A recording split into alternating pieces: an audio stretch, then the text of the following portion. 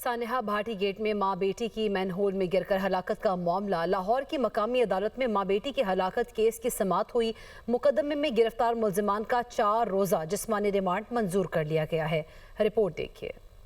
سانحہ بھاٹی گیٹ میں ماں بیٹی کی مین ہول میں گر کر ہلاکت کیس کی سماعت لاہور کی ضلع کچہری کے سینئر جوڈیشل مجسٹریٹ شفقت عباس نے پولیس درخواست پر سماعت کی۔ پولیس کی جانب سے پروجیکٹ مینیجر اصغر علی، سیفٹی انچارج محمد حنزلہ، سائٹ انچارج احمد نواز، سلمان یاسین اور عثمان کو ہتھ کڑی لگا کر عدالت میں پیش کیا گیا۔ پولیس کی جانب سے ملزموں کے 14 دن کے جسمانی ریمانڈ کی درخواست دی گئی۔ ملزموں کے وکلاء نے جسمانی ریمانڈ کی درخواست کی مخالفت کی۔ ملزموں کے وکیل نے بتایا کہ کمپنی کی جانب سے 1 کروڑ روپے کا چیک بطور معاوضہ پولیس کو دے دیا گیا ہے۔ کمپنی کے CEO کے بھائی نے عدالت میں بیان دیا کہ 54 سال میں پہلی بار کورٹ روم میں کھڑا ہوں۔ افسوسناک واقعہ ہوا مگر اس میں ملوث نہیں ہوں۔ جوڈیشل مجسٹریٹ شفقت عباس نے وکلاء کے دلائل سننے اور ریکارڈ کا جائزہ لینے کے بعد ملزمان کا 4 روزہ جسمانی ریمانڈ منظور کر لیا۔ عدالت نے آئندہ سماعت پر پولیس سے پیش رفت رپورٹ بھی طلب کر لی ہے۔